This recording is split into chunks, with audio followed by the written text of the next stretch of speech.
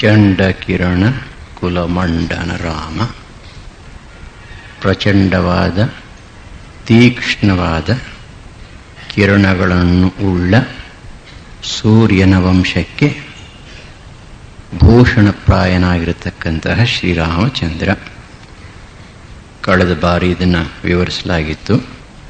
ಪ್ರಾಚೀನ ಕಾಲದಲ್ಲಿ ಸೂರ್ಯವಂಶ ಚಂದ್ರವಂಶ ಸುಪ್ರಸಿದ್ಧವಾಗಿದ್ದವು.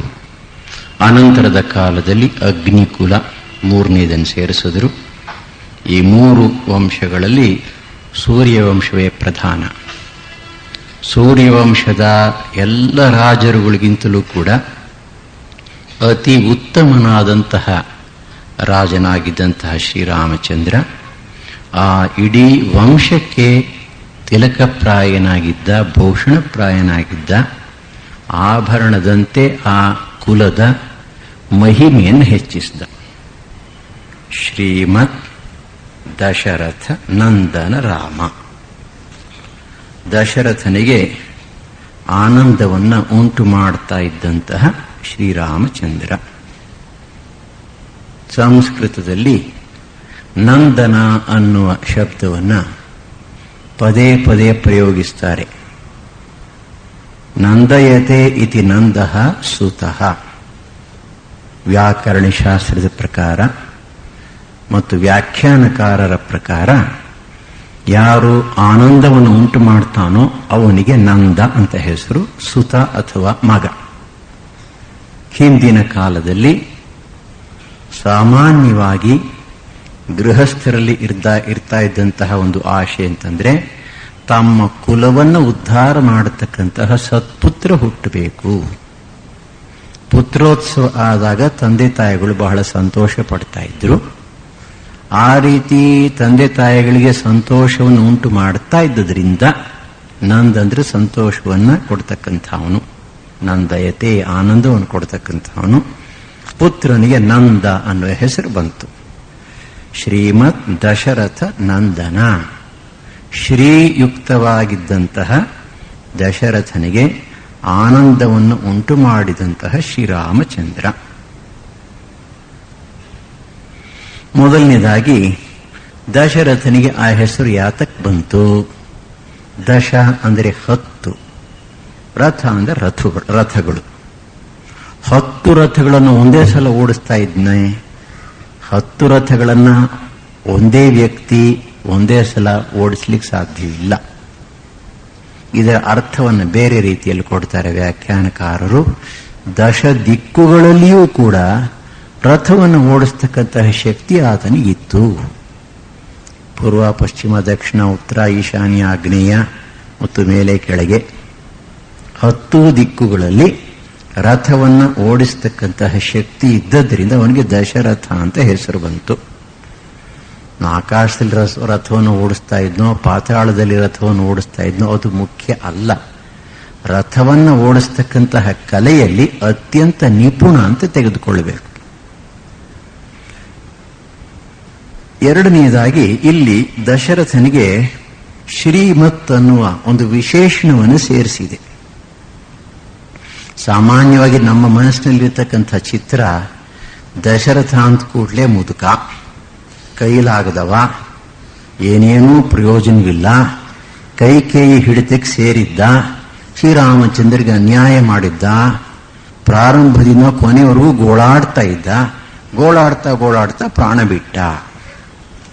ಇದು ನಾವು ಅಯೋಧ್ಯಾಕಾಂಡದಲ್ಲಿ ಕಾಣತಕ್ಕಂತಹ ಚಿತ್ರ ನಿಜ, ಅದು ಸುಳ್ಳಲ್ಲ.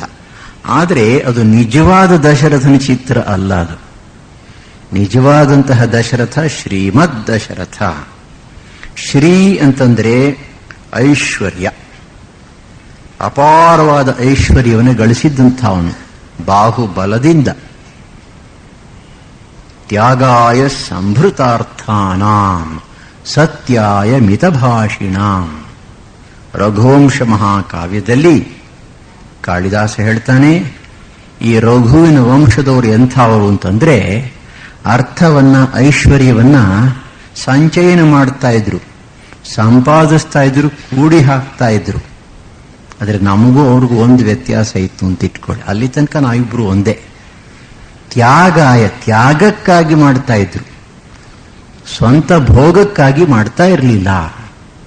ಭರ್ತೃಹರಿ ಒಂದ್ ಕಡೆ ಹೇಳ್ತಾನೆ, ಹಣಕ್ಕೆ, ಧನಕ್ಕೆ, ಐಶ್ವರ್ಯಕ್ಕೆ 3 ಗತಿಗಳುಂಟು. ಮೊದಲನೆಯದು ಭೋಗ, ಅದನ್ನು ಅನುಭವಿಸೋದು. ಎರಡನೆಯದು ದಾನ, ಮೂರನೇದು ಕಳ್ಳರು ಬಂದು ಹೊತ್ಕೊಂಡು ಹೋಗೋದು. ಮೊದಲನೇದನ್ನ ಎರಡನೇದನ್ನ ನಾವು ಮಾಡದೆ ಹೋದರೆ ಮೂರನೇದು ಖಂಡಿತ ಅಂತ ಹೇಳ್ತಾನೆ ಅವನು. ತ್ಯಾಗಾಯ ಸಂಭೃತ ಅರ್ಥಾನ. ರಘುವಂಶದ ಕುಲದಲ್ಲಿ ಹುಟ್ಟಿದಂತಹ ರಾಜರು ಏನ್ ಮಾಡ್ತಾ ಇದ್ರು?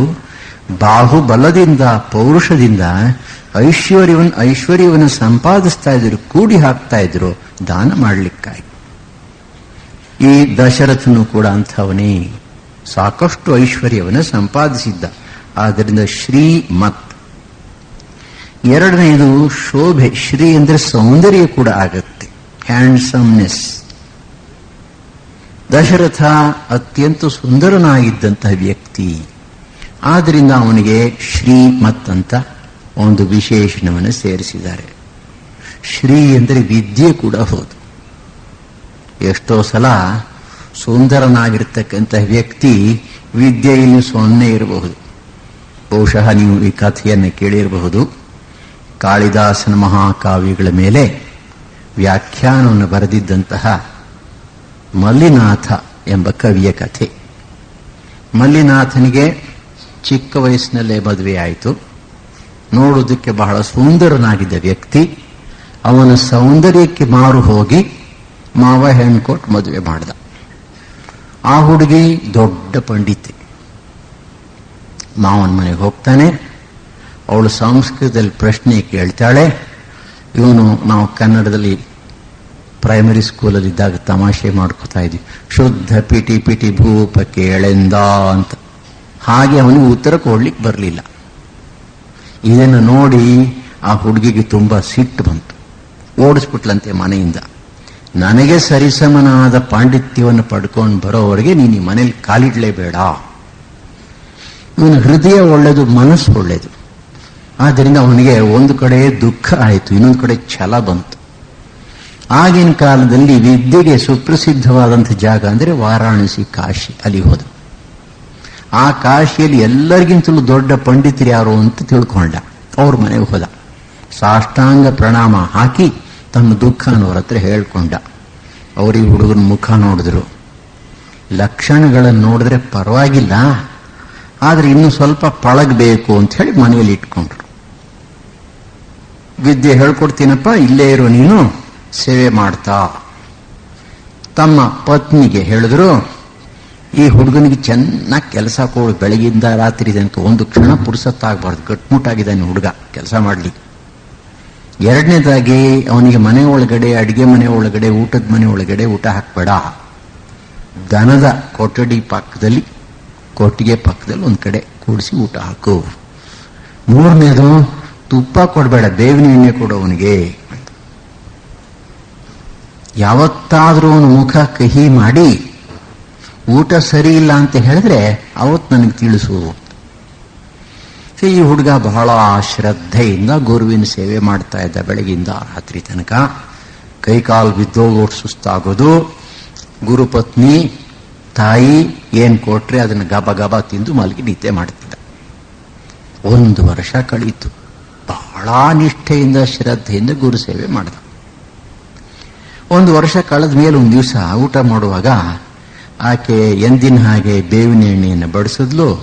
ಬಾಯಲ್ಲಿ ಇಟ್ಕೊಂಡು ಕೂಡಲೇ ತುಂಬಾ ಕಹಿ ಕಹಿ ಕಾಣಿಸ್ತು ಅವನಿಗೆ. ಅಮ್ಮ, ಯಾಕೋ ಇವತ್ತು ಊಟ ರುಚಿಸ್ತಾ ಇಲ್ಲ, ತುಂಬಾ ಕಹಿ ಕಹಿ ಕಾಣಿಸ್ತಾ ಇದೆ. ಮಗು, ಪ್ರತಿ ದಿವಸ ಕೊಡ್ತಾ ಇರೋ ಊಟನೇ ನಾನು ಇವತ್ತು ಕೊಡ್ತಾ ಇರೋದು, ಏನು ವ್ಯತ್ಯಾಸ ಮಾಡಿಲ್ಲ, ನೋಡೋಣ ನಾಳೆಯಿಂದ ಅಂತ ಆಕೆ ಹೇಳಿದಂತೆ ಕಷ್ಟಪಟ್ಟು ಊಟ ಮಾಡ್ದ. ಆವತ್ತು ಆಕೆ ತನ್ನ ಪತಿಗೆ ತಿಳಿಸಿದ್ಲು. ಆಗ ಗುರುಗಳು ಹೇಳಿದ್ರಂತೆ, ಇವನು ಈಗ ವಿದ್ಯೆಗೆ ಯೋಗ್ಯನಾಗಿದ್ದಾನೆ, ನಾಳೆಯಿಂದ ಅವನಿಗೆ ಪ್ರಾರಂಭ ಮಾಡ್ತೇನೆ ಪಾಠವನ್ನ. ಅದರ ಅರ್ಥ ಏನು ಅಂತಂದ್ರೆ, ಈ ಹುಡುಗನ ಮನಸ್ಸಿನಲ್ಲಿ ತಮೋಗುಣ ತುಂಬಿಕೊಂಡಿತ್ತು, ರಜೋಗುಣ ತುಂಬಿಕೊಂಡಿತ್ತು. ಈ 2 ಗುಣಗಳ ಫಲವಾಗಿ ಕಹಿ ಯಾವುದು ಸಿಹಿ ಯಾವುದು ಗೊತ್ತಾಗ್ತಾ ಇರಲಿಲ್ಲ ಅವನಿಗೆ. ಅಂಥ ಮನಸ್ಸಿನವರಿಗೆ ವಿದ್ಯೆ ಹೇಳ್ಕೊಟ್ರು ಕೂಡ ತಲೆ ಒಳಗೆ ಹೋಗುವುದಿಲ್ಲ ಅದು. ಆದರೆ ಗುರುವಿನ ಸೇವೆಯನ್ನ ಶ್ರದ್ಧೆಯಿಂದ ನಿಷ್ಠೆಯಿಂದ ಮಾಡಿ ಮಾಡಿ ಮಾಡಿ ಅವನ ಮನಸ್ಸು ಪರಿಶುದ್ಧವಾಗಿ ವಿದ್ಯೆಯನ್ನು ಸ್ವೀಕರಿಸಲಿಕ್ಕೆ ಯೋಗ್ಯವಾಯಿತು. ಇದು ಗುರು ಸೇವೆಯ ಪ್ರಭಾವ. ಗುರೋರಂಘ್ರಿ ಪದ್ಮಿ ಮನಶ್ಚೇನ್ನ ಲಗ್ನಂ. ನಾವು ಪ್ರಾರ್ಥನೆ ಮಾಡ್ತೇವೆ, ಭಜನೆ ಹಾಡ್ತೇವೆ.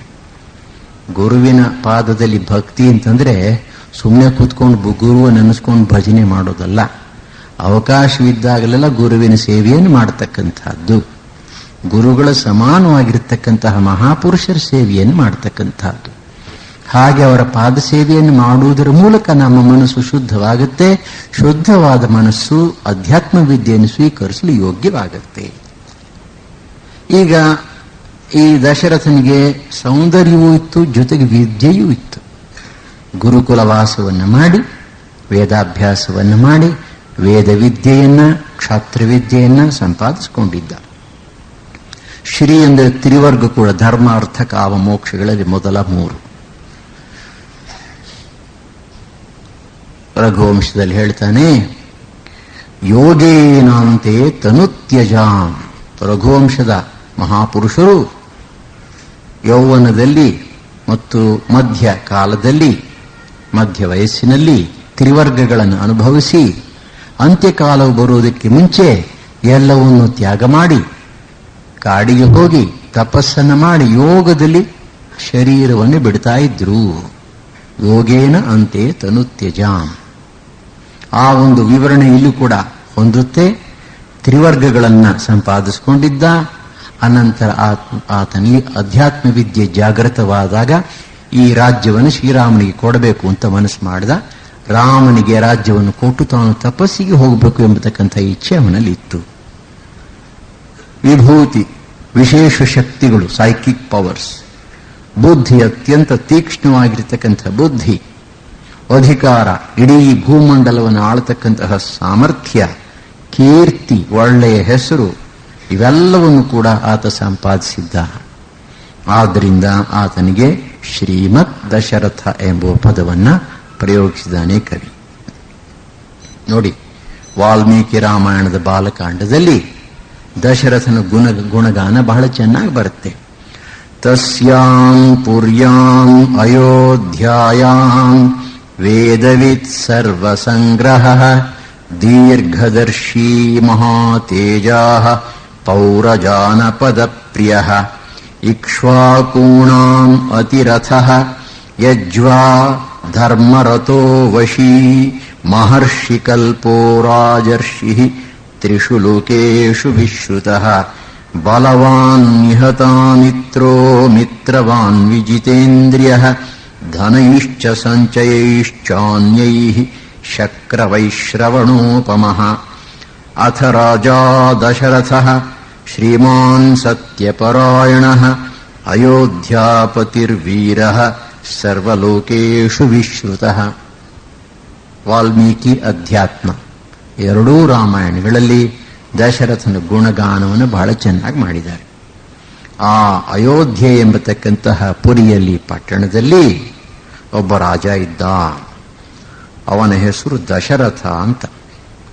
ಈ ದಶರಥ ಎಂಥವನು ಅಂದರೆ ವೇದವಿತ್, ವೇದಗಳನ್ನು ಚೆನ್ನಾಗಿ ಅಭ್ಯಾಸ ಮಾಡಿದ್ದಂಥವನು, ಶ್ರುತಿಗಳ ಜ್ಞಾನವನ್ನು ಸಂಪಾದಿಸಿದ್ದಂಥವನು. ಹೇಗೆ ಗುರುಕುಲಕ್ಕೆ ಹೋಗಿ ನೀವು ರಾಮಾಯಣದ ಟಿವಿಯಲ್ಲಿ ನೋಡಿದಿರಿ.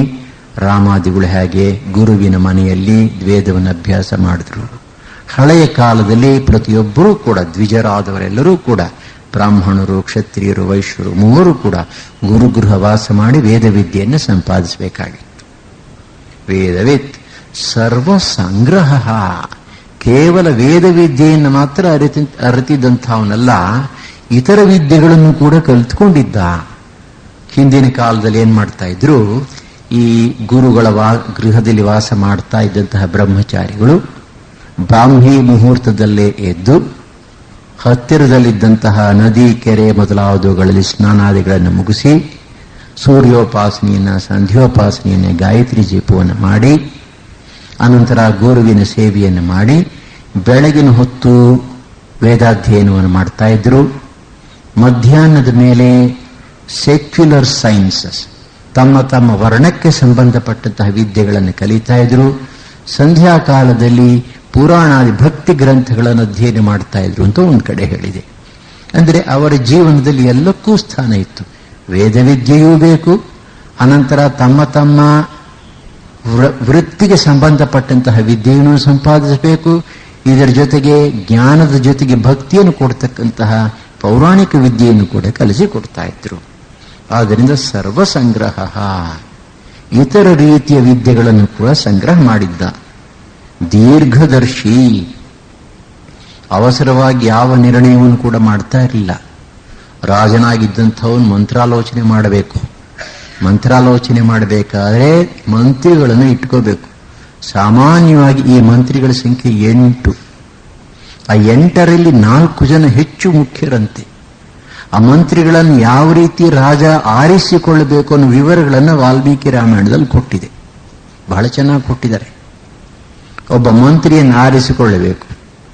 ರಾಜನಿಗೆ ಮಂತ್ರಿಗಳನ್ನು ಆರಿಸಿಕೊಳ್ಳಬೇಕಾದ್ರೆ ಮುಖ್ಯವಾಗಿ ಅವನಿಗೆ ರಾಜಗುರು, ರಾಜ ಪುರೋಹಿತ, ರಾಜಗುರು, ಅವನೊಬ್ಬ ಮಹರ್ಷಿ, ತಪಶಕ್ತಿಯಿಂದ ಕೂಡಿರತಕ್ಕಂಥ ಅವನಿಗೆ ಆ ಕೆಲಸವನ್ನು ಒಪ್ಪಿಸ್ತಾನೆ.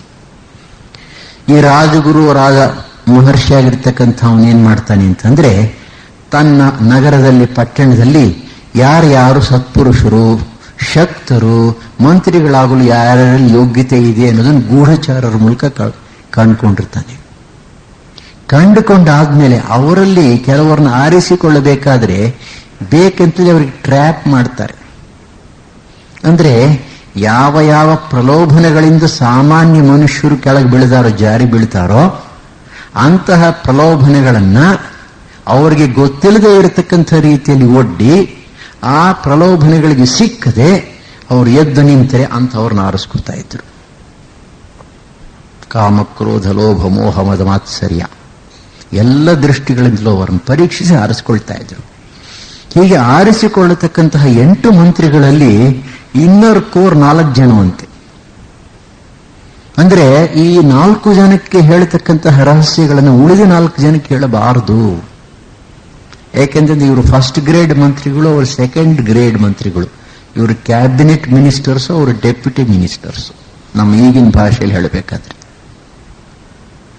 ಅವರಲ್ಲೂ ಕೂಡ ಯಾರು ಮುಖ್ಯಮಂತ್ರಿಯೋ ಅವನಲ್ಲಿ ಮಾತ್ರ ರಹಸ್ಯಗಳನ್ನು ಹೇಳ್ತಾ ಇದ್ದಂತೆ ರಾಜ.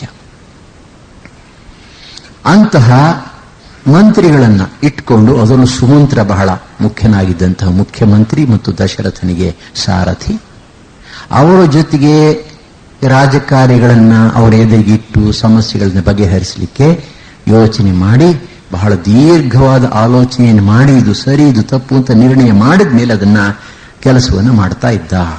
ಮಹಾ ತೇಜಾಹ, ಸಾಮಾನ್ಯ ವ್ಯಕ್ತಿಯಲ್ಲ. ಶಕ್ತಿಯ ದೃಷ್ಟಿಯಿಂದ, ಶರೀರದ ಶಕ್ತಿ, ವಿದ್ಯೆಯ ಶಕ್ತಿ, ಬುದ್ಧಿಶಕ್ತಿ ಎಲ್ಲ ದೃಷ್ಟಿಗಳಿಂದಲೂ ಕೂಡ ಮಹಾ ತೇಜಸ್ಸನ್ನು ಉಳ್ಳಂತ ಅವನು. ಪೌರ ಜಾನಪದ ಪ್ರಿಯ, ಇಷ್ಟೆಲ್ಲ ಇದ್ರೂ ಕೂಡ ಜನರ ಒಂದು ಪ್ರೀತಿಯನ್ನು ಸಂಪಾದಿಸದೆ ಹೋದರೆ ಪ್ರಯೋಜನವಿಲ್ಲ. ಆಗಿನ ಕಾಲದಲ್ಲಿ ಜಾನಪದ ಅಂತ ಹೇಳ್ತಾ ಇದ್ರು. ಯಾವುದನ್ನು ನಾವು ಸಾಮಾನ್ಯವಾಗಿ ಕಂಟ್ರಿ ಅಥವಾ ನೇಷನ್ ಅಂತೀವೋ, ಒಂದು ದೊಡ್ಡ ಸಂಸ್ಥಾನ ಅಂತ ಹೇಳ್ತೀವೋ ಅದು. ಆ ಸಂಸ್ಥಾನದ ಜನರನ್ನ, ಆ ಜನರ ಮನಸ್ಸನ್ನ ಆಕರ್ಷಿಸಿ ಅವರಲ್ಲಿ ಪ್ರಿಯನಾಗಿದ್ದಂಥ ವ್ಯಕ್ತಿ ಪಾಪ್ಯುಲರ್. ಜನಸಾಮಾನ್ಯರಲ್ಲಿ ಆತನು ಪ್ರಿಯನಾಗಬೇಕಾದ ಪಕ್ಷದಲ್ಲಿ ಈ ಕಡೆ ಧರ್ಮದಿಂದ ನ್ಯಾಯದಿಂದ ನಡ್ಕೊಂಡು ಆ ಕಡೆ ಅವರನ್ನ ಮಕ್ಕಳ ಹಾಗೆ ರಕ್ಷಿಸ್ತಾ ಇರಬೇಕು. ಕೌಟಿಲ್ಯನ ಅರ್ಥಶಾಸ್ತ್ರದ ಪ್ರಕಾರ, ಧರ್ಮಶಾಸ್ತ್ರಗಳ ಪ್ರಕಾರ ಮಹಾರಾಜನಿಗೆ ಪ್ರಜೆಗಳೆಲ್ಲರೂ ಕೂಡ ಮಕ್ಕಳ ಹಾಗೆ. ಹೇಗೆ ತನ್ನ ಮಕ್ಕಳನ್ನು ಸಂರಕ್ಷಿಸ್ತಾನೋ ಆ ರೀತಿಯಲ್ಲಿ ಅವರನ್ನು ಸಂರಕ್ಷಿಸಬೇಕು. ಆ ಕೆಲಸವನ್ನು ದಶರಥ ಮಾಡ್ತಾ ಇದ್ದ. ಪೌರ ಜಾನಪದ ಪ್ರಿಯ, ತನ್ನ ಜಾನಪದದ ಪೌರರಲ್ಲಿ ಅತ್ಯಂತ ಪ್ರಿಯನಾಗಿದ್ದಂಥ ಅವನು. ಇಕ್ಷ್ವಾಕೂಣಾಂ ಅತಿರಥ, ಇಕ್ಷ್ವಾಕು ವಂಶದಲ್ಲಿ ಹುಟ್ಟಿದಂತಹ ಅನೇಕ ವೀರರಲ್ಲಿ ಇವನು ಸಾಮಾನ್ಯ ವೀರನಲ್ಲ, ಅತಿರಥ. ರಥದಲ್ಲಿ ಕುಳಿತುಕೊಂಡು ಪ್ರಯಾಣ ಮಾಡುವಾಗ ಏಕಕಾಲದಲ್ಲಿ ಅನೇಕರ ಜೊತೆಗೆ ಯುದ್ಧವನ್ನು ಮಾಡತಕ್ಕಂತಹ ಶಕ್ತಿ ಅವನಲ್ಲಿ ಇತ್ತು. ಅತಿರಥ, ಮಹಾರಥ ಎಂಬ ಶಬ್ದಗಳನ್ನ ಈ ರಾಮಾಯಣ, ಮಹಾಭಾರತ, ಪುರಾಣಗಳಲ್ಲಿ ಪ್ರಯೋಗಿಸ್ತಾರೆ. ಕೆಲವು ಸಲ ಅದಕ್ಕೆ ಟೆಕ್ನಿಕಲ್ ಅರ್ಥವನ್ನು ಹೇಳ್ತಾರೆ. 10,000 ಯೋಧರೊಂದಿಗೆ ಯುದ್ಧ ಮಾಡತಕ್ಕಂಥವನು ಅತಿರಥ, 50,000 ಯೋಧರೊಂದಿಗೆ ಏಕಕಾಲದಲ್ಲಿ ಯುದ್ಧ ಮಾಡತಕ್ಕಂತಹ ಶಕ್ತಿ ಇರೋನು ಮಹಾರಥ ಅಂತ. ಏನೇ ಆಗಲಿ, ಒಟ್ಟಿನಲ್ಲಿ ಅತಿರಥ ಅಂತಂದ್ರೆ ರಥದಲ್ಲಿ ಕುಳಿತುಕೊಂಡು ರಥ ಓಡಾಡ್ತಾ ಇರುವಾಗ ಅನೇಕ ಜನ ಯೋಧರೊಂದಿಗೆ ಏಕಕಾಲದಲ್ಲಿ ಯುದ್ಧ ಮಾಡತಕ್ಕಂಥ ಶಕ್ತಿ ಇರುವವನು. ಇಕ್ಷ್ವಾಕುಗಳಲ್ಲಿ ಅತಿರಥರ ಸಂಖ್ಯೆ ಕಡಿಮೆ, ಅವರಲ್ಲಿ ಇವನೊಬ್ಬ. ಯಜ್ವಾ ಧರ್ಮಾತ್ಮ, ಯಜ್ಞಗಳನ್ನು ಮಾಡ್ತಾ ಇದ್ದಂಥವನು. ಯಜ್ಞಗಳಲ್ಲಿ ಒಂದು ಅಗ್ನಿಹೋತ್ರ, ಸಂಧ್ಯಾ ವಂದನೆ ಗಾಯತ್ರಿ ಜಪ ಮಾಡಿದ ಹಾಗೆ ಯಾರ್ಯಾರು ವೈದಿಕ ಅಗ್ನಿಗಳನ್ನು ಮನೆಯಲ್ಲಿ ಇಟ್ಕೊಂಡಿರ್ತಾರೋ ಅವರು ಅಗ್ನಿಹೋತ್ರವನ್ನು ಮಾಡಲೇಬೇಕು. ಅಗ್ನಿಹೋತ್ರದ ಜೊತೆಗೆ ದರ್ಶ ಮತ್ತು ಪೂರ್ಣಮಾಸ ಎಂಬತಕ್ಕಂಥ 2 ಯಜ್ಞಗಳನ್ನು ಮಾಡಬೇಕು. ಒಂದು ಪೂರ್ಣಮಾಸ ಪೌರ್ಣಮಿ ದಿವಸ, ದರ್ಶ ಅಮಾವಾಸ್ಯೆ ದಿವಸ. ಮೈಸೂರಿನಲ್ಲಿ ಒಬ್ಬರು ಲಕ್ಷ್ಮೀನಾರಾಯಣ ಪಂಡಿತರು ಅಂತಿದ್ರು, ಇತ್ತೀಚೆಗೆ ಹೋಗ್ಬಿಟ್ರು. ಆಯುರ್ವೇದಿಕ್ ಪಂಡಿತರು, ಆಯುರ್ವೇದಿಕ್ ಕಾಲೇಜಲ್ಲಿ ಪ್ರೊಫೆಸರ್ ಆಗಿದ್ರು. ಅವರು ಆಹಿತ ಅಗ್ನಿಗಳು, ಅವ್ರ ಪರಂಪರೆಯಿಂದ ಅವ್ರ ಮನೆಯಲ್ಲಿ ವೈದಿಕ ಅಗ್ನಿಗಳನ್ನು ಇಟ್ಕೊಂಡಿದ್ರು. ಮೈಸೂರಿನಲ್ಲಿ ನಾವು ಮ್ಯೂಸಿಯಂ ಅನ್ನು ಮಾಡಬೇಕಾದ್ರೆ ಅವ್ರ ಮನೆಗೆ ಹೋಗಿ ಅವರಲ್ಲಿ ಅಗ್ನಿ ಆಧಾನ, ಹೊಸದಾಗಿ ಅಗ್ನಿಯನ್ನು ಉತ್ಪನ್ನ ಮಾಡತಕ್ಕಂತಹ ಧೋರಣೆಗಳಿಂದ, ಆನಂತರ ದರ್ಶ ಪೂರ್ಣಮಾಸ, ಅಗ್ನಿಹೋತ್ರ ಎಲ್ಲವನ್ನು ಕೂಡ ವಿವರವಾಗಿ ನೋಡಿ ಫೋಟೋ ತೆಗೆದು ಅವುಗಳಿಗೆ ವಿವರಣೆಗಳನ್ನು ಬರ್ಕೊಂಡು ನಮ್ಮ ಮ್ಯೂಸಿಯಂನಲ್ಲಿ ಹಾಕಿದ್ದೇವೆ. ಅದನ್ನು ಈಗಲೂ ಕೂಡ ಆಹಿತ ಅಗ್ನಿಗಳು, ವೈದಿಕ ಅಗ್ನಿಗಳನ್ನು ಮನೆಯಲ್ಲಿ ಇಟ್ಕೊಂಡಿರ್ತಕ್ಕಂಥ ಜನ ಈಗಲೂ ಇದ್ದಾರೆ. ಹಾಗೆ ದಶರಥ ಮಹಾರಾಜ ಯಜ್ವ ವೈದಿಕ ಅಗ್ನಿಗಳನ್ನು ಇಟ್ಕೊಂಡು ಸಂರಕ್ಷಣೆ ಮಾಡ್ತಾ ಇದ್ದ. ಕಾಲ ಕಾಲಕ್ಕೆ ತಕ್ಕಂತೆ ಯಜ್ಞಯಾಗಾದಿಗಳನ್ನು ಮಾಡ್ತಾ ಇದ್ದ. ಧರ್ಮರಥ. ಯಜ್ಞಯಾಗಾದಿಗಳನ್ನು ಮಾಡಿದ ಮಾತ್ರಕ್ಕೆ ಅವನು ಧರ್ಮಿಷ್ಠ ಅಂತ ಹೇಳಲಿಕ್ಕಾಗಲ್ಲ. ಎಷ್ಟೋ ಸಲ ನಾವು ಪೂಜೆ ಪುರಸ್ಕಾರಗಳನ್ನು ಮಾಡ್ತೇವೆ, ಆಟೋಮ್ಯಾಟಿಕ್ ಆಗುತ್ತೆ, ಮೆಕ್ಯಾನಿಕಲ್ ಆಗುತ್ತೆ, ಯಾಂತ್ರಿಕವಾಗಿ ಮಾಡುತ್ತೇವೆ. ಆದರೆ ದಶರಥ ಅಂಥವನಲ್ಲ, ಧರ್ಮರಥ. ಅವನು ಧರ್ಮ ಮಾರ್ಗದಲ್ಲಿಯೇ ನಿಷ್ಠನಾಗಿದ್ದಂಥ ಅವನು ತನ್ನ ಧರ್ಮ ಏನು, ಸಾಮಾನ್ಯ ಧರ್ಮ ಏನು, ವಿಶೇಷ ಧರ್ಮ ಏನು ಅನ್ನೋದು ತಿಳ್ಕೊಂಡು ತನ್ನ ವರ್ಣಕ್ಕೆ ಮತ್ತು ಆಶ್ರಮಕ್ಕೆ ತಕ್ಕಂತಹ ಧರ್ಮವನ್ನ ಅರ್ಥ ಮಾಡಿಕೊಂಡು ಆಚರಣೆಗೆ ತರ್ತಾ ಇದ್ದ. ನಾನು ಬಹುಶಃ ನಿಮಗೆ ಹಿಂದೆ ಒಂದ್ಸಲ ಹೇಳಿದ್ದೆ ಅಂತ ಕಾಣುತ್ತೆ ಕಥೆ. ಒಬ್ಬ ಪ್ರಾಟೆಸ್ಟೆಂಟ್ ಪ್ರೀಚರ್, ಯತೀಶ್ವರಂಜಿ ಹೇಳ್ತಾ ಇದ್ದಂಥ ಕಥೆ. ಪ್ರಾಟೆಸ್ಟೆಂಟ್ ಪ್ರೀಚರ್ ಒಬ್ಬ ತನ್ನ ಮಗುವನ್ನ, 4-5 ವರ್ಷದ ಹುಡುಗಿ, ಪ್ರತಿ ಭಾನುವಾರ ಚರ್ಚಿಗೆ ಕರ್ಕೊಂಡು ಹೋಗ್ತಾ ಇದ್ದ. ತಾನು ಉಪನ್ಯಾಸ ಮಾಡುವಾಗ ಜೊತೆಯಲ್ಲಿ ಕರ್ಕೊಂಡು ಹೋಗೋದು, ಕೂಡಿಸೋದು ಮತ್ತು ಕರ್ಕೊಂಡ್ಬರೋದು. ಒಂದು ದಿವಸ ಮನೆಯಲ್ಲಿ ಆ ಮಗು ಏನೋ ಚೇಷ್ಟೆ ಮಾಡ್ತು. ಅಪ್ಪ ಹೇಳ್ದ, ನೋಡು ಹೀಗೆ ಮಾಡಬೇಕು, ಹಾಗೆ ಮಾಡಬಾರ್ದು ಅಂತ ಉಪದೇಶ ಕೊಟ್ಟ. You must do like this, you must not do like that. ಪಾಪ, is it real or is it church preaching ಅಂತ ಕೇಳ್ತಂತೆ. ಅದು ಅಂದ್ರೆ ಚರ್ಚ್ನಲ್ಲಿ ಇವನು ಏನೇನು ಹೇಳ್ತಾ ಇದ್ನೋ ಅದು ಯಾವುದೂ ಮನೆಯಲ್ಲಿ ಆಚರಿಸ್ತಾ ಇರಲಿಲ್ಲ. ಹಾಗಾಗಿ ಮಗುವಿಗೆ ಸಂಶಯ ಬಂದ್ಬಿಡ್ತು. ಅವನು ಚರ್ಚ್ ಪ್ರೀಚಿಂಗ್ ಆಗ್ಬಿಟ್ರೆ ನಾನು ಮಾಡಬೇಕಾಗಿಲ್ಲ, ಅದು ರಿಯಲ್ ಆದರೆ ಮಾತ್ರ ಮಾಡಬೇಕು. ನಾವು ಕೂಡ ಅಷ್ಟೇ ಎಷ್ಟೋ ಸಲ ಏನು ಮಾಡ್ತೇವೆ, ದೇವಸ್ಥಾನಗಳಿಗೆ ಹೋಗ್ತೇವೆ, ಬಾಹ್ಯ ದೃಷ್ಟಿಯಿಂದ ನೋಡಿದ್ರೆ ಎಲ್ಲ ರೀತಿಯಲ್ಲೂ ಕೂಡ ಧಾರ್ಮಿಕರು. ದೇವಸ್ಥಾನಗಳಿಗೆ ಹೋಗೋದು, ನಾಮ ವಿಭೂತಿಗಳನ್ನು ಹಚ್ಚಿಕೊಳ್ಳೋದು, ಮಂತ್ರಗಳನ್ನು ಹೇಳೋದು, ಮನೆಯಲ್ಲಿ ಅನೇಕ ರೀತಿಯ ಪುಣ್ಯ ಕಾರ್ಯಗಳನ್ನು ಮಾಡೋದು ಎಲ್ಲ ಮಾಡ್ತಾ ಇದ್ರು ಕೂಡ ಆ ನೈತಿಕ ಆಧ್ಯಾತ್ಮಿಕ ಮೌಲ್ಯಗಳು ಜೀವನದಲ್ಲಿ ಬಂದಿರಲ್ಲ. Religion is realisation, religion is transformation of life ಅನ್ನೋದನ್ನು ಪದೇ ಪದೇ ಒತ್ತಿ ಹೇಳ್ತಾರೆ ರಾಮಕೃಷ್ಣ ವಿವೇಕಾನಂದರು. ಇವನು ಧರ್ಮರಥನಾಗಿದ್ದ, ಧರ್ಮದಲ್ಲಿ ನಿಷ್ಠೆಯನ್ನು ಹೊಂದಿದ್ದು, ಧರ್ಮವನ್ನು ಆಚರಿಸ್ತಾ ಇದ್ದ. ವಶೀ ಅಷ್ಟೇ ಅಲ್ಲ, ತನ್ನ ಇಂದ್ರಿಯಗಳನ್ನು ಹತೋಟಿಯಲ್ಲಿ ಇಟ್ಕೊಂಡಿದ್ದಂತಹ ವ್ಯಕ್ತಿ. ನೋಡಿ, ದಶರಥನು ಜಿತೇಂದ್ರಿಯ ಅನ್ನುವ ಮಾತನ್ನ ಶ್ರೀರಾಮಚಂದ್ರನೇ ಹಲವು ಬಾರಿ ಹೇಳ್ತಾನೆ. ಈ ಟ್ರಾಜಿಡಿ ಆದ ಮೇಲೆ, ಅಂದ್ರೆ ಯಾವುದೋ ಒಂದು ಸಂದರ್ಭದಲ್ಲಿ, ಒಂದು ನಿಮಿತ್ತದಲ್ಲಿ ದುರದೃಷ್ಟದಿಂದ ದಶರಥ ಕೈಕೇಯಿಯ ಪಾಶಕ್ಕೆ ಒಳಗಾಗಿದ್ದರೂ ಕೂಡ ಸಾಮಾನ್ಯವಾಗಿ ಅದು ದಶರಥನ ವ್ಯಕ್ತಿತ್ವ ಅಲ್ಲ. ಅದು ಜಿತೇಂದ್ರಿಯ ವಶಿ. ಮಹರ್ಷಿ ಕಲ್ಪ, ಮಹರ್ಷಿಗಳಿಗೆ ಸಮನಾದಂತಹ ವ್ಯಕ್ತಿ. ಮಹರ್ಷಿಗಳಲ್ಲಿ ಯಾವ ಯಾವ ಗುಣಗಳಿರಬೇಕು ವೇದಾಧ್ಯಯನ, ಜಿತೇಂದ್ರಿಯತ್ವ, ಧರ್ಮರಥತ್ವ ಇತ್ಯಾದಿ ಅದೆಲ್ಲವೂ ಇವನಲ್ಲಿತ್ತು. ರಾಜರ್ಷಿ, ರಾಜರುಗಳಲ್ಲಿ ಋಷಿಗೆ ಸಮನಾದಂಥವನು. ತ್ರಿಷು ಲೋಕೇಶು ವಿಶ್ರುತಃ, ಮೂರೂ ಲೋಕಗಳಲ್ಲಿ ಪ್ರಸಿದ್ಧನಾಗಿದ್ದಂಥ ವ್ಯಕ್ತಿ. ಶಬ್ದವೇಧಿ ಎಂಬ ಬಾಣವನ್ನು ಪ್ರಯೋಗಿಸಿ ಆ ಋಷಿಕುಮಾರನನ್ನು ಕೊಂದಾಗ ಸಾಯ್ತಾ ಇದ್ದಂತಹ ಋಷಿಕುಮಾರ ಇವನು ದಶರಥ ಎಂಬ ಹೆಸರನ್ನು ಕೇಳಿದುಕೊಳ್ಳು ಆಶ್ಚರ್ಯವನ್ನು ವ್ಯಕ್ತಪಡಿಸ್ತಾನೆ. ಅಂದರೆ ದಶರಥನ ಹೆಸರು ಎಲ್ರಿಗೂ ಗೊತ್ತಿತ್ತು. ತ್ರಿಷು ಲೋಕೇಶು ವಿಶ್ರುತಃ, ಬಲವಾನ್, ಅತ್ಯಂತ ಬಲಶಾಲಿ, ಕ್ಷತ್ರಿಯನಿಗೆ ಇರಬೇಕಾಗಿರತಕ್ಕಂತಹ ಮುಖ್ಯ ಗುಣ ಅದು. ಬ್ರಾಹ್ಮಣನ ಶಕ್ತಿ ಇರತಕ್ಕಂಥದ್ದು ವೇದ ವಿದ್ಯೆಯಲ್ಲಿ, ತಪಸ್ಸಿನಲ್ಲಿ. ಕ್ಷತ್ರಿಯನ ಶಕ್ತಿ ಇರತಕ್ಕಂಥದ್ದು ಬಾಹುಬಲದಲ್ಲಿ. ಬ್ರಾಹ್ಮಣ ಶಕ್ತಿ, ಕ್ಷಾತ್ರ ಶಕ್ತಿ ಎರಡೂ ಒಟ್ಟಾದಾಗಲೇ ಒಂದು ಸಮಾಜ, ಒಂದು ದೇಶ ಸಂರಕ್ಷಿತವಾಗಬೇಕಾದರೆ. ಎಕ್ಸ್ಚೇಂಜ್ ಆಗಿಬಿಟ್ರೂ ಪ್ರಯೋಜನವಿಲ್ಲ, ಒಂದಕ್ಕೊಂದು ದೂರವಾದರೂ ಪ್ರಯೋಜನವಿಲ್ಲ.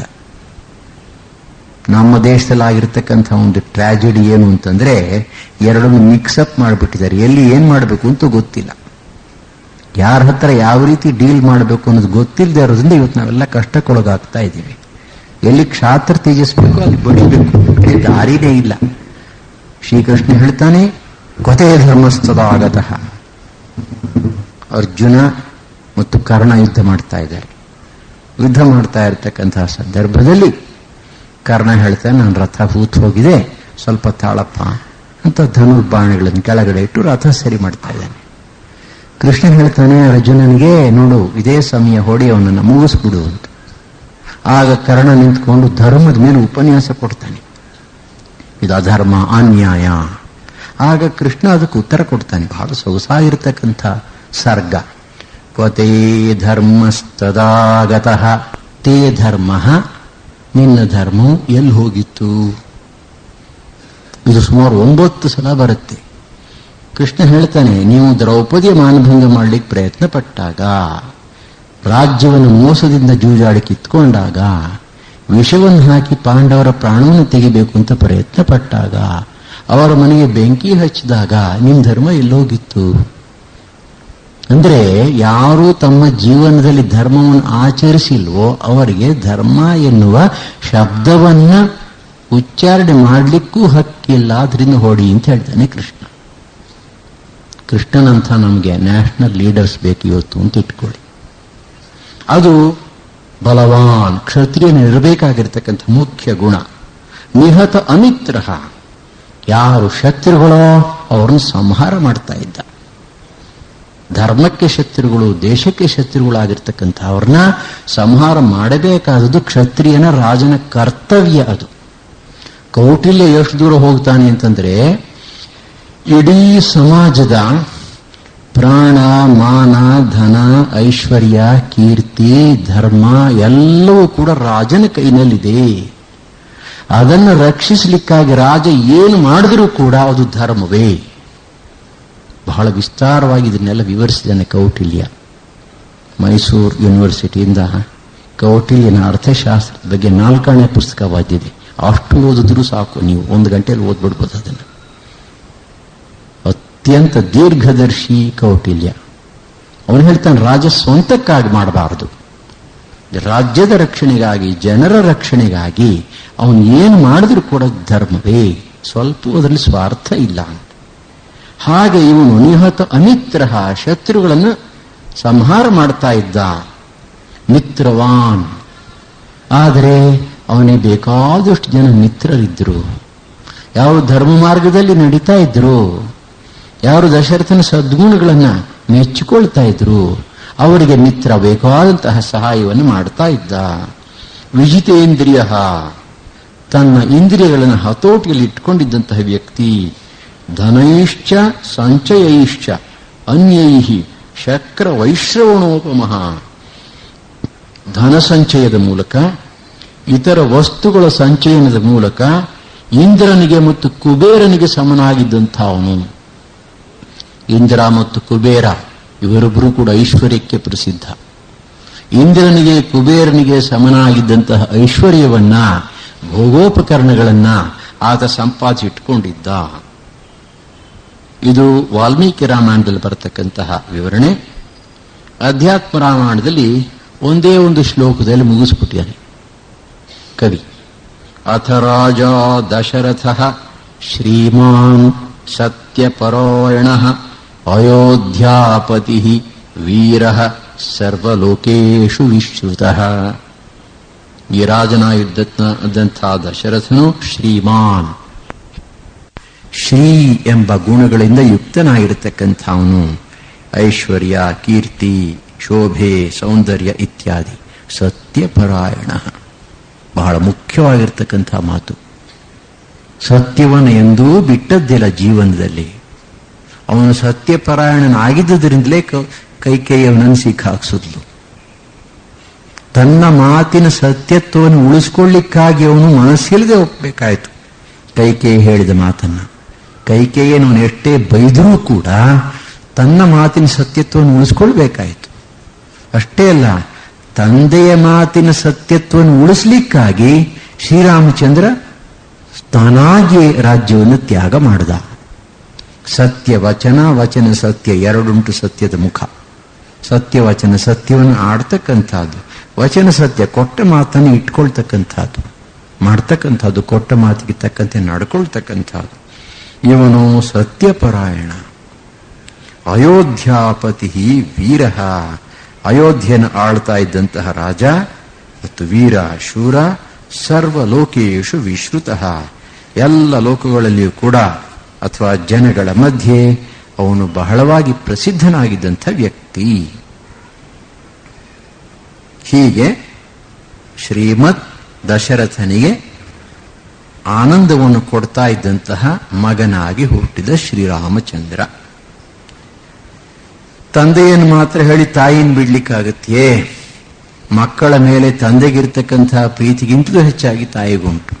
ಆದ್ದರಿಂದ ಕವಿ ಹೇಳ್ತಾನೆ, ಕೌಸಲ್ಯ ಸುಖ ವರ್ಧನ ರಾಮ. ಕೌಸಲ್ಯ ಸುಖವನ್ನು ಹೆಚ್ಚಿಸ್ತಾ ಇದ್ದಂತಹ ಶ್ರೀರಾಮಚಂದ್ರ. ಜನ್ಮದಿಂದಲೇ ಕೌಸಲ್ಯಗೆ ಆನಂದವನ್ನ, ಸುಖವನ್ನು ಕೊಟ್ಟಂತ ಅವನು ಬಾಲಲೀಲೆಗಳಿಂದ ಅದನ್ನು ಇನ್ನೂ ಹೆಚ್ಚಾಗುವಂತೆ ಮಾಡ್ತಕ್ಕಂಥವನು ಶ್ರೀರಾಮಚಂದ್ರ. ಕೋಸಲ ದೇಶದಲ್ಲಿ ಭಾನುಮಂತ ಎಂಬತಕ್ಕಂಥ ಒಬ್ಬ ರಾಜನಿದ್ದನಂತೆ. ಭಾನುಮಂತನ ಮಗಳು ಕೌಸಲ್ಯೆ. ದಶರಥ ಮಹಾರಾಜ ಸುಪ್ರಸಿದ್ಧನಾಗಿದ್ದಂಥ ವ್ಯಕ್ತಿ, ಎಲ್ಲ ದೃಷ್ಟಿಯಿಂದಲೂ ಕೂಡ ಅತ್ಯಂತ ಯೋಗ್ಯನಾಗಿದ್ದಂತಹ ವರ ಅಂತ ಹೇಳಿ ಭಾನುಮಂತನು ತನ್ನ ಮಗಳಾದ ಕೌಸಲ್ಯೆಯನ್ನ ಅವನಿಗೆ ವಿವಾಹ ಮಾಡಿ ಕೊಟ್ಟ. ಇವಳು ಮೊದಲನೆಯ ಪತ್ನಿ ಆದ್ರಿಂದ ಅವಳು ರಾಣಿಯಾದಳು. ಪುರಾಣಗಳ ಪ್ರಕಾರ ದಶರಥ ಮತ್ತು ಕೌಸಲ್ಯೆ ಇವರು ಕಶ್ಯಪ ಅದಿತಿ ಆಗಿದ್ದರು. ಈ ವಿಷಯವನ್ನು ನಾವು ಮುಂದೆ ಅಧ್ಯಾತ್ಮ ರಾಮಾಯಣದಲ್ಲಿ ಕಾಣ್ತೇವೆ. ಕಶ್ಯಪ ಮತ್ತು ಅದಿತಿ ಇವರಿಬ್ಬರು ಕೂಡ ತಪಸ್ಸನ್ನು ಮಾಡಿ ಪರಮಾತ್ಮನನ್ನ ತಮ್ಮ ಪುತ್ರನನ್ನಾಗಿ ಪಡೆಯಬೇಕು ಅನ್ನೋ ಅಭಿಲಾಷೆಯನ್ನು ವ್ಯಕ್ತಪಡಿಸಿದ್ರು. ಅದಕ್ಕೆ ಭಗವಂತ ಆಗಲಿ ಅಂತ ಹೇಳಿದ್ದ. ಹಿಂದೆ ಅದಿತಿಯಾಗಿದ್ದವಳು ಈಗ ಕೌಸಲ್ಯಾಗಿ ಹುಟ್ಟಿದಾಳೆ. ಆಕೆಯ ಪುತ್ರನಾಗಿ ಶ್ರೀರಾಮಚಂದ್ರ ಜನಿಸಿದ್ದಾನೆ. ಕೈಕೇಯಿಯನ್ನ ಬೈತಾ ಇದ್ದಾನೆ ದಶರಥ. ಅಪ್ರಿಯವಾಗಿರತಕ್ಕಂತಹ ಮಾತುಗಳನ್ನು ಹೇಳಿ ಅಷ್ಟೊಂದು ಕಷ್ಟಗಳನ್ನು ಉಂಟು ಮಾಡಿದ್ದಂತಹ ಕೈಕೇಯಿ ಜೊತೆಗೆ ಒಂದ್ಸಲ ಮಾತನಾಡೋದು, ಒಂದ್ಸಲ ಬೇಡ್ಕೊಳ್ಳೋದು, ಒಂದ್ಸಲ ವಾದ ಮಾಡೋದು, ಒಂದ್ಸಲ ಬೈಯೋದು, ಎಲ್ಲ ತನಗೆ ಗೊತ್ತಿರತಕ್ಕಂಥ ಎಲ್ಲ ವಿದ್ಯೆಗಳನ್ನು ಕೂಡ ಪ್ರಯತ್ನ ಪಡ್ತಾ ಇದ್ದೇನೆ ಅವಳ ಜೊತೆಗೆ. ಆಗ ಹೇಳ್ತಕ್ಕಂಥ ಮಾತು, ಸತತಂ ಪ್ರಿಯ ಕಾಮಾಮಿ ಪ್ರಿಯ ಪುತ್ರ ಪ್ರಿಯಂ ವದ ನಮಯ ಸತ್ಕೃತ ದೇವಿ ಸತ್ಕಾರಾರ್ಹ ಕೃತಿ ತವ. ರಾಮಾಯಣದಲ್ಲಿ reading in between the lines ಓದಿದ್ರೆ ಮೊದಲಿನಿಂದಲೂ ಕೂಡ ಕೌಸಲ್ಯನ್ನು ಅವನು ಕಡೆಗಣಿಸಿದ್ದ.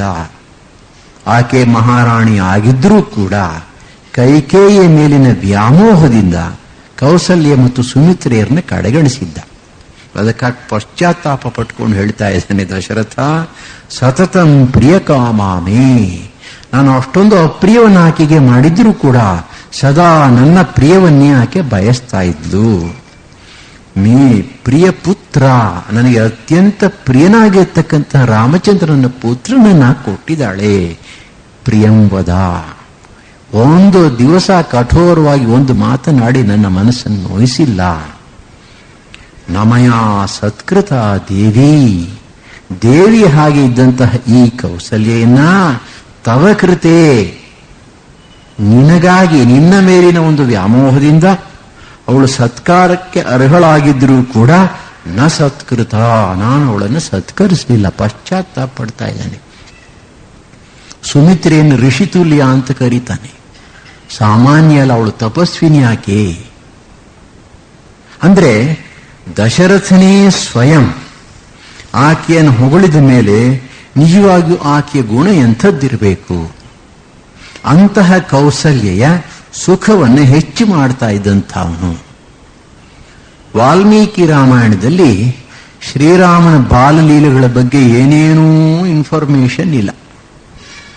ಅತ್ಯಂತ ಸಾಮಾನ್ಯ, ಏನು ಇಲ್ವೇ ಇಲ್ಲ ಅಂತ ಹೇಳಬಹುದು. ಅದರ ಅಧ್ಯಾತ್ಮ ರಾಮಾಯಣ ಇದೆ ನೋಡಿ.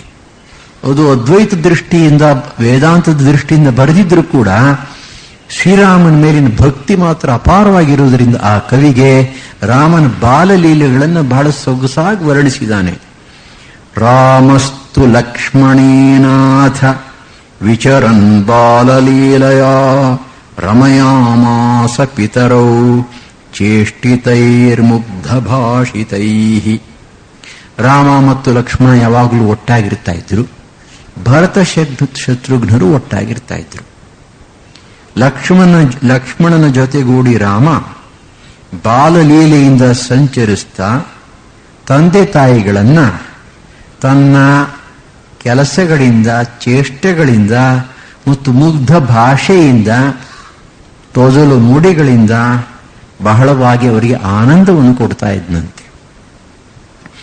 ಸ್ಮಿತವಕ್ತ್ರ ಅಲ್ಪದಶನಂ ಇಂದ್ರನೀಲಮಣಿಪ್ರಭಂ ಅಂಗಣೇ ರಿಂಗಮಾಣಂ ತಂ ತರ್ಣಕಾನ್ ಅನುಸರ್ವತಃ ದೃಷ್ಟ್ವಾ ದಶರಥೋ ರಾಜ ಕೌಸಲ್ಯಾ ಮುಮುದೇ ತದಾ. ರಾಜನಾಗಿರ್ತಕ್ಕಂಥ ದಶರಥ, ರಾಣಿಯಾಗಿದ್ದಂತಹ ಕೌಸಲ್ಯೆ, ಇವರಿಬ್ಬರು ಇವರನ್ನ ನೋಡಿ ಬಹಳವಾಗಿ ಆನಂದ ಪಡ್ತಾ ಇದ್ರು. ಏನ್ ಮಾಡ್ತಾ ಇದ್ರು ಇವರು? ಸ್ಮಿತವಕ್ತ್ರ, ಅತ್ಯಂತ ಮುದ್ದಾಗಿರ್ತಕ್ಕಂಥ ನಗೆಮುಖ, ನಗುವಿನಿಂದ ಮುಗುಳ್ನಗೆಯಿಂದ ಕೂಡಿದಂತಹ ಮುಖ. ಅಲ್ಪದಶನ, ಪುಟ್ಟ ಪುಟ್ಟ ಹಲ್ಲುಗಳು, ಎಳೆ ಮಕ್ಕಳು ಆಗ್ತಾನೆ ಹಲ್ಲು ಹುಟ್ಟುತ್ತಾ ಇದ್ರೆ ನೋಡ್ಲಿಕ್ಕೆ ಬಹಳ ಮುದ್ದಾಗಿರುತ್ತೆ. ಇಂದ್ರನೀಲಮಣಿ ಪ್ರಭಂ, ಇಂದ್ರನೀಲಮಣಿ ಹಾಗೆ ದೇಹದ ಪ್ರಕಾಶ, ಮೇಘಶ್ಯಾಮ, ನೋಡೋದಕ್ಕೆ ಸ್ವಲ್ಪ ಕಪ್ಪು ಬಣ್ಣ. ಆದರೆ ಇದು ಎಂಥ ಕಪ್ಪು ಅಂದ್ರೆ ಛತ್ರಿ ಇರುತ್ತಲ್ಲ ಆ ಥರ ಕಪ್ಪಲ್ಲ, ಅದು ಹೊಳಪಾಗಿರ್ತಕ್ಕಂಥ ಕಪ್ಪು, ಇಂದ್ರನೀಲಮಣಿಯ ಹಾಗೆ. ಅಂಗಣೇ ರಿಂಗಮಾಣಂ, ಅಂಗಣದಲ್ಲಿ ಓಡಾಡ್ತಾ ಇದ್ದಾನೆ. ಠುಮಕಿ ಚಲತ್ತ ರಾಮಚಂದ್ರ, ಈ ಪದ್ಯವನ್ನು ಹಾಡ್ತಿ ಅದರಲ್ಲಿ ಬಹಳ ಸೊಗಸಾಗಿ ವಿವರಿಸಿದ್ದಾನೆ ತುಳಸಿದಾಸ. ಯಾವ ರೀತಿ ರಾಮಚಂದ್ರ ಓಡಾಡ್ತಾ ಇದ್ದ, ಕಾಲಿನಲ್ಲಿ ಕಟ್ಕೊಂಡಂತ ಗೆಜ್ಜೆ ಝಳ ಝಳ ಝಳ ಅಂತ ಸದ್ದು ಮಾಡಿಕೊಂಡು ತಂದೆ ತಾಯಿ ಕೈಗೆ ಸಿಕ್ಕದೆ ಜೂಟಾಟ ಆಡ್ತಾ ಓಡಾಡ್ತಾ ಇದ್ದ ಅಂತ. ಅಂಗಣೇ ರಿಂಗಮಾಣಂ, ಅಂಗಣದಲ್ಲಿ ಓಡಾಡ್ತಾ ಇದ್ದಾನೆ. ಯಾತಕ್ಕೋಸ್ಕರ ಅಂದ್ರೆ ತರಣಕಾನ್ ಅನು ಸರ್ವತಃ, ಎಳೆ ಕರುಗಳಂತೆ. ಆ ಕರುಗಳು ನಟ್ಟಿಸ್ಕೊಂಡು ಓಡೋದು. ಆ ಕರುಗಳು ಹೀಗೇನೆ, ಇವ್ರ ಹಾಗೇನೆ ಅಂತ ಇಟ್ಕೊಡಿ. ಆಗ್ತಾನೆ ಹುಟ್ಟಿದಂಥ ಕರು, ಅದರಲ್ಲೂ 4-5 ದಿವಸ ಆಗಬೇಕು ಸಾಕು, ಓಡುತ್ತೆ ಓಡುತ್ತೆ ಓಡುತ್ತೆ. ಅದು ನೋಡಿ ನಮಗೆ ಆಶ್ಚರ್ಯವಾಗುತ್ತೆ. ನಾವು ಓಡೋದು ಕಲಿಬೇಕಾದ್ರೆ 10 ವರ್ಷ ಬೇಕು ನಮಗೆ. ಅದು 10 ದಿನಗಳಲ್ಲಿ ಓಡುತ್ತದು. ಆ ರೀತಿ ಓಡಾಡ್ತಾ ಇರ್ತಕ್ಕಂಥ ಎಳೆಯ ಹಸುವಿನ ಕರುಗಳನ್ನು ಅನುಸರಿಸಿಕೊಂಡು ಇವರು ಓಡಾಡ್ತಾ ಇದ್ದಾರಂತೆ. ಅದನ್ನು ನೋಡಿ ದಶರಥನಿಗೆ, ಕೌಸಲ್ಯಗೆ ಬಹಳ ಆನಂದವಾಗ್ತಾ ಇದೆಯಂತೆ. ಕೃಷ್ಣನ ಬಾಲಲೀಲೆಗಳನ್ನು ಯಾವ ರೀತಿ ಭಾಗವತದಲ್ಲಿ ಕವಿ ವಿವರಿಸಿದಾನೋ ಹಾಗೆ ಅಧ್ಯಾತ್ಮ ರಾಮಾಯಣದಲ್ಲಿ ಮತ್ತು ತುಳಸಿದಾಸನ ರಾಮಾಯಣದಲ್ಲಿ ಇವರ ಬಾಲಲೀಲೆಗಳನ್ನು ಕವಿಗಳು ಬಹಳ ಚೆನ್ನಾಗಿ ವಿವರಿಸಿದ್ದಾರೆ. ಕೌಸಲ್ಯ ಸುಖವರ್ಧನ ರಾಮ, ವಿಶ್ವಾಮಿತ್ರ ಪ್ರಿಯಧನ ರಾಮ. ರಾಮ, ಲಕ್ಷ್ಮಣ, ಭರತ, ಶತ್ರುಘ್ನ 4 ಜನರು ದೊಡ್ಡವರಾಗಿದ್ದಾರೆ. ಮತ್ತು ಗುರುಕುಲಕ್ಕೆ ಹೋಗಿ ವಿದ್ಯೆಗಳನ್ನು ಕಲಿತುಕೊಂಡು ಬಂದಿದ್ದಾರೆ. ಸುಮಾರು ಇಬ್ಬರಿಗೂ ಕೂಡ 16-17 ವರ್ಷ ಆಗಿದೆ. ಆ ಸಂದರ್ಭದಲ್ಲಿ ವಿಶ್ವಾಮಿತ್ರ ಋಷಿ ಬರ್ತಾನೆ ಅಯೋಧ್ಯೆಗೆ ಬಂದು ದಶರಥನನ್ನ ಬಳಿ ಸಾರಿ ರಾಮ ಲಕ್ಷ್ಮಣರನ್ನ ತನ್ನ ಜೊತೆಗೆ ಕಳಿಸಿಕೊಡಬೇಕು ಅಂತ ಕೇಳ್ಕೊತಾನೆ. ಗೊತ್ತಿರತಕ್ಕಂಥ ಕಥೆ. ಮುಂಚೆಯ ಋಷಿಯನ್ನ ಬಹಳ ಪ್ರೀತಿಯಿಂದ ಬರಮಾಡಿಕೊಂಡು ಗೌರವವನ್ನು ತೋರಿಸಿದ್ರು ಕೂಡ, ಆಮೇಲೆ ಏನು ಬೇಕಾದರೂ ಕೊಡ್ತೀನಿ ಅಂತ ಮಾತನ್ನು ಕೊಟ್ಟರೂ ಕೂಡ, ನಿನ್ನ ಮಕ್ಕಳನ್ನು ಕಳಿಸಿಕೊಡು ಅಂತ ಕೇಳಿದಾಗ ಮಾತ್ರ ಅವರಿಗೆ ದಶರಥನಿಗೆ ಬಹಳ ದುಃಖವಾಗುತ್ತೆ. ದುಃಖದ ಜೊತೆಗೆ ಒಳಗಡೆ ಕೋಪ. ಆದರೆ ಈ ಮನುಷ್ಯನ ಕೋಪದ ಮುಂದೆ ಅವ್ರ ಕೋಪ ಎಂಥದ್ದು? ವಿಶ್ವಾಮಿತ್ರ ಕೋಪಕ್ಕೆ ಮಹರ್ಷಿ ಅವನು. ಆದ್ದರಿಂದ ಅಂತಹ ಸಂದರ್ಭದಲ್ಲಿ ವಸಿಷ್ಠ ಮಹರ್ಷಿಗಳು ಅವನಿಗೆ ಬುದ್ಧಿಯನ್ನು ಹೇಳ್ತಾರೆ. ಆದರೆ ಈ ವಿಶ್ವಾಮಿತ್ರರಿಗೆ ಪ್ರಿಯಧನನಾಗಿದ್ದಂಥವನು ಶ್ರೀರಾಮಚಂದ್ರ. ಅದರ ವಿವರಣೆಯನ್ನು ನಾವು ವಾಲ್ಮೀಕಿ ರಾಮಾಯಣದಲ್ಲಿ, ವಿಶೇಷವಾಗಿ ಬಾಲಕಾಂಡದಲ್ಲಿ ಕಾಣ್ತೇವೆ. ವಿಶ್ವಾಮಿತ್ರ ಋಷಿಗೆ ಅತ್ಯಂತ ಪ್ರಿಯನೂ ಧನದಂತೆ ಬಹು ಉಪಯುಕ್ತನೂ ಆದಂತಹ ಶ್ರೀರಾಮಚಂದ್ರ. ಬಂದಾಗಲೇ ಶ್ರೀರಾಮಚಂದ್ರನ ಬಗ್ಗೆ ವಿಶ್ವಾಮಿತ್ರ ಹೇಳ್ತಾನೆ, ನೀವು ಮೋಹದಿಂದ ಈ ರೀತಿ ಮಾತನಾಡ್ತಾ ಇದ್ದೀ. ರಾಮ ಲಕ್ಷ್ಮಣರು ಚಿಕ್ಕವರು, ರಾಕ್ಷಸರನ್ನು ಕೊಲ್ಲತಕ್ಕಂಥ ಶಕ್ತಿ ಅವರಿಗಿಲ್ಲ.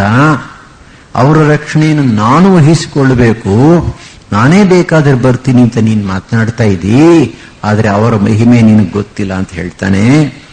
ತತ್ಪುತ್ರಂ ರಾಜಶಾರ್ದೂಲಂ ರಾಮಂ ಸತ್ಯಪರಾಕ್ರಮಂ ಶಕ್ತೋ ಹ್ಯೇಷ ಮಯಾ ಗುಪ್ತೋ ದಿವ್ಯೇನ ಸ್ವೇನ ತೇಜಸಾ ರಾಕ್ಷಸಾಯೇ ವಿಕರ್ತಾರಸ್ತೇಷಾಮಪಿ ವಿನಾಶನೇ ಶ್ರೇಯಶ್ಚಾಸ್ಮೈ ಪ್ರದಸ್ಯಾಮಿ ಬಹುರೂಪಂ ನ ಸಂಶಯಃ ಅಹಂ ವೇದ್ಮಿ ಮಹಾತ್ಮಾನಂ ರಾಮಂ ಸತ್ಯಪರಾಕ್ರಮಂ.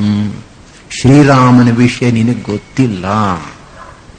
ತತ್ಪುತ್ರಂ ರಾಜಶಾರ್ದೂಲಂ ರಾಮಂ ಸತ್ಯಪರಾಕ್ರಮಂ. ರಾಜರಲ್ಲಿ ಶಾರ್ದೂಲದ ಹಾಗೆ, ಸಿಂಹಕ್ಕಿಂತಲೂ ಬಲವಂತವಾಗಿರತಕ್ಕಂತಹ ಪ್ರಾಣಿ ಶಾರ್ದೂಲ.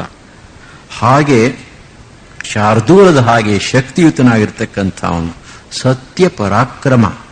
ಅವನ ಪರಾಕ್ರಮ, ಅವನ ಶಕ್ತಿ ಎಂದಿಗೂ ಸುಳ್ಳಾಗುವುದಿಲ್ಲ. ಯಾವ ದಿಕ್ಕಿನಲ್ಲೇ ಆಗಲಿ, ಯಾವ ವ್ಯಕ್ತಿಯ ಬಳಿಯೇ ಆಗಲಿ, ಯಾವ ಸಂದರ್ಭದಲ್ಲೇ ಆಗಲಿ, ಎಂದಿಗೂ ಕೂಡ ಅವನ ಪರಾಕ್ರಮ ವ್ಯರ್ಥವಾಗೋದಿಲ್ಲ. ಶಕ್ತೋ ಹಿ ಏಷ ಮಯಾ ಗುಪ್ತ ದಿವ್ಯೇನ ಸ್ವೇನ ತೇಜಸ. ಅವನು ನನ್ನಿಂದ ರಕ್ಷಿಸಲ್ಪಟ್ಟಾಗ, ಅಂದರೆ ನೀನು ಅವರನ್ನ ನನಗೆ ಶಿಷ್ಯರನ್ನಾಗಿ ದಾನ ಮಾಡಿದ ಪಕ್ಷದಲ್ಲಿ, ನಾನು ಅವರಿಗೆ ನನಗೆ ಗೊತ್ತಿರತಕ್ಕಂಥ ವಿದ್ಯೆಯನ್ನು ಹೇಳಿಕೊಟ್ಟಾಗ ಮತ್ತಷ್ಟು ದಿವ್ಯವಾಗಿರತಕ್ಕಂಥ ತೇಜಸ್ಸಿನಿಂದ ಹೊಳೆಯಬಲ್ಲ ಮಹಾಶಕ್ತನಾಗಿರತಕ್ಕಂಥ ಅವನು. ರಾಕ್ಷಸಾಹಯೇ ವಿಕರ್ತಾರ ತೇಷಾಮಪಿ ವಿನಾಶನೇ. ಯಾರು ನನ್ನ ಯಜ್ಞಾದಿಗಳಿಗೆ ವಿಘ್ನವನ್ನು ಉಂಟು ಮಾಡ್ತಾ ಇದ್ದಾರೋ ಅಂತಹ ರಾಕ್ಷಸರನ್ನು ಕೊಲ್ಲುವುದರಲ್ಲಿ ಇವನು ಸಂಪೂರ್ಣವಾಗಿ ಶಕ್ತ. ಅವನಿಗೆ ಎಳೆಯ ಹುಡುಗನಾದದ್ದರಿಂದ ಶಕ್ತಿ ಇಲ್ಲ ಅಂತ ಭಾವಿಸಬೇಡ. ರಾಕ್ಷಸರ ನಿಗ್ರಹದಲ್ಲಿ ಬೇಕಾದಂತಹ ಶಕ್ತಿ ಅವನಲ್ಲಿ ಉಂಟು. ಶ್ರೇಯಶ್ಚ ಅಸ್ಮೈ ಪ್ರದಾಸ್ಯಾಮಿ ಬಹುರೂಪಂ ನ ಸಂಶಯ. ಮತ್ತು ಒಂದು ಕಾರಣ, ನಾನು ಅವನು ಕರ್ಕೊಂಡು ಹೋಗ್ತಾ ಇರೋದು ಕೇವಲ ಅವನಿಂದ ನನ್ನ ಕೆಲಸ ಮಾಡಿಸ್ಕೋಬೇಕು ಅಂತಲ್ಲ.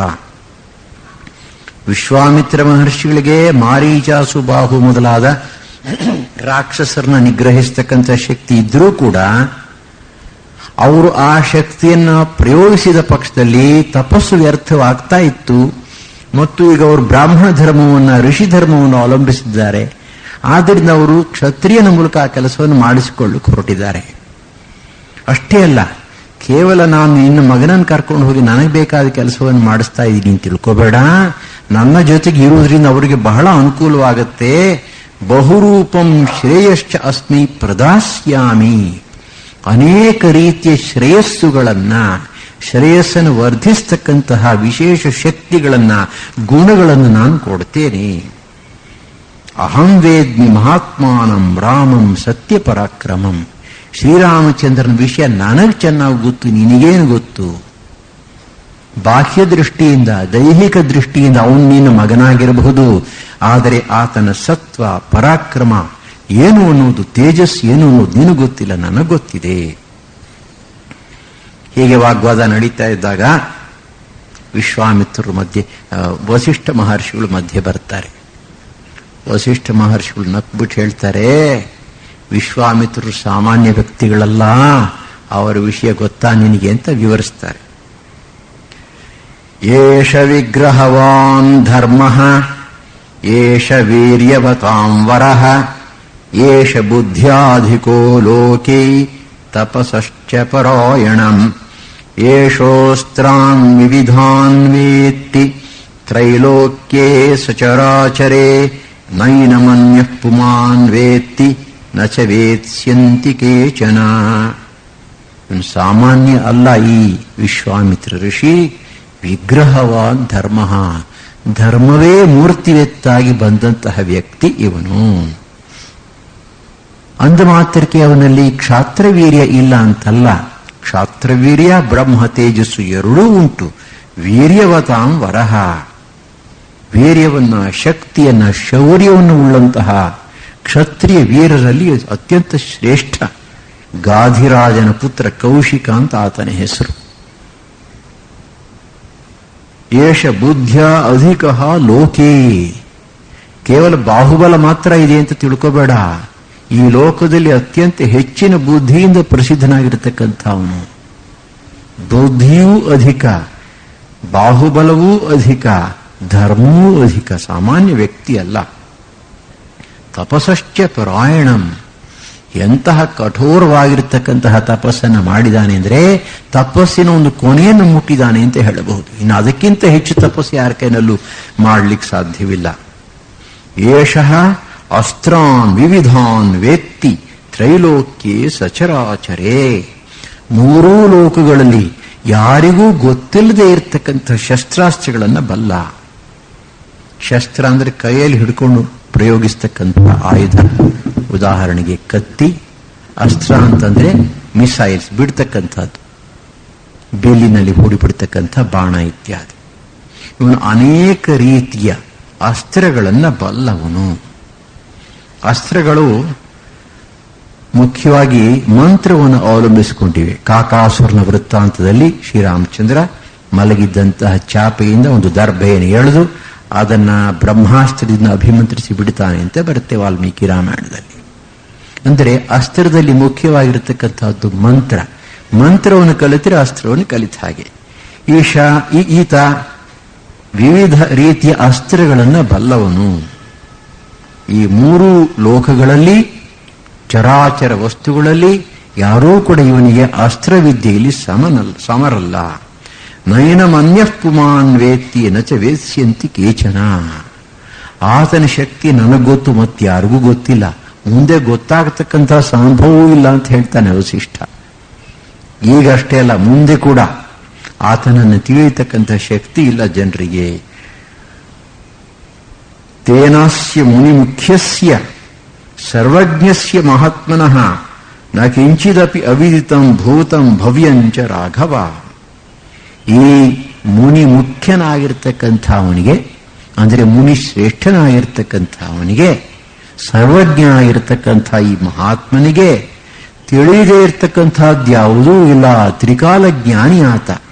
ಭೂತ ಭವ್ಯ, ಹಿಂದೆ ಏನ್ ನಡೆದಿದೆ ಅದು, ಮುಂದೆ ಏನ್ ನಡೆಯುತ್ತೆ ಅದು, ಈ ಮೂರೂ ಕಾಲಗಳಲ್ಲಿ ನಡೆಯತಕ್ಕಂಥ ಎಲ್ಲ ವಿಷಯಗಳು ಆತನಿಗೆ ಗೊತ್ತಿದೆ. ಸರ್ವಜ್ಞ ಆತ. ಏವಂ ವೀರ್ಯ ಮಹಾತೇಜಾ ವಿಶ್ವಾಮಿತ್ರ ಮಹಾಯಶಾಃ ನ ರಾಮಗಮನೆ ರಾಜನ್ ಸಂಶಯಂ ಗಂತು ಅರ್ಹಸಿ. ಇಂತಹ ವೀರ್ಯವನ್ನ, ಪರಾಕ್ರಮವನ್ನು ಉಳ್ಳವನು, ಮಹಾ ತೇಜಸ್ಸನ್ನು ಉಳ್ಳವನು ಈ ವಿಶ್ವಾಮಿತ್ರ.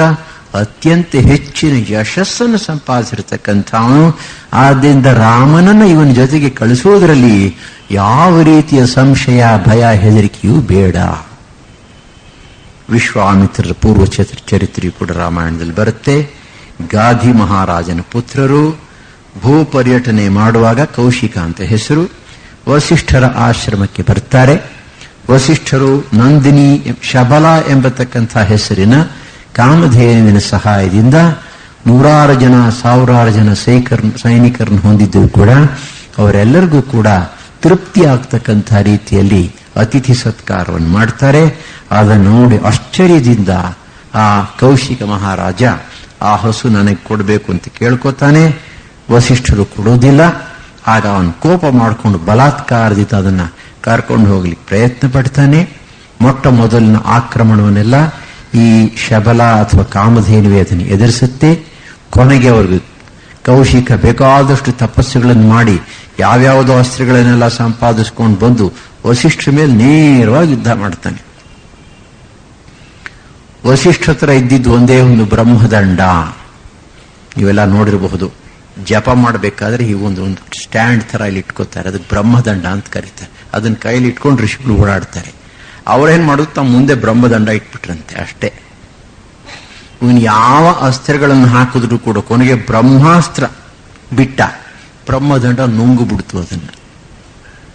ಎಂಥೆಂಥ ಅಸ್ತ್ರ ಮಹಾಸ್ತ್ರಗಳನ್ನು ಬಿಟ್ಟರೂ ಕೂಡ ಯಾವುದೂ ಫಲವಾಗಲಿಲ್ಲ. ಆಗ ವಿಶ್ವಾಮಿತ್ರನಿಗೆ ಜ್ಞಾನ ಬಂತು. ದಿಗ್ಬಲಂ ಕ್ಷತ್ರಿಯ ಬಲಂ ಬ್ರಹ್ಮ ತೇಜೋ ಬಲಂ ಬಲಂ ಏಕೇನ ಬ್ರಹ್ಮದಂಡೇನ ಸರ್ವಾಸ್ತ್ರಾಣಿ ಹತಾನಿ ಮೇ. ಈ ಕ್ಷತ್ರಿಯ ಬಲಕ್ಕೆ ಧಿಕ್ಕಾರ. ಬ್ರಹ್ಮ ತೇಜಸ್ಸಿನ ಬಲವೇ ಬಲ. ಕೇವಲ ಒಂದು ಬ್ರಹ್ಮದಂಡದಿಂದ ವಸಿಷ್ಠ ಮಹರ್ಷಿಗಳು ನನ್ನ ಎಲ್ಲ ಅಸ್ತ್ರಗಳನ್ನು ಕೂಡ ನಿಹತವಾಗಿ ಮಾಡಿಬಿಟ್ರು ಅಂತ ಹೇಳಿ ಅಂತರ ತಪಸ್ಸಿಗೆ ಹೋಗ್ತಾನೆ. ಅವ್ರಿಗಿಂತ ದೊಡ್ಡ ಋಷಿ ಅನ್ನಿಸ್ಕೋಬೇಕು ಅಂತ ಕೊನೆಗೆ ಋಷಿ ಆಗ್ತಾನೆ, ರಾಜರ್ಷಿ ಆಗ್ತಾನೆ, ಮಹರ್ಷಿ ಆಗ್ತಾನೆ, ಕೊನೆಗೆ ಬ್ರಹ್ಮರ್ಷಿ ಆಗ್ತಾನೆ. ತಪಸ್ಸಿನಿಂದ ಬ್ರಹ್ಮರ್ಷಿ ಆಗ್ತಾನೆ. ವಸಿಷ್ಠರೇ ಅವನನ್ನ ಬ್ರಹ್ಮರ್ಷಿ ಅಂತ ಒಪ್ಕೋತಾರೆ. ಇನ್ನೂ ಒಂದು ಕಥೆಯನ್ನು ಹೇಳ್ತಾರೆ.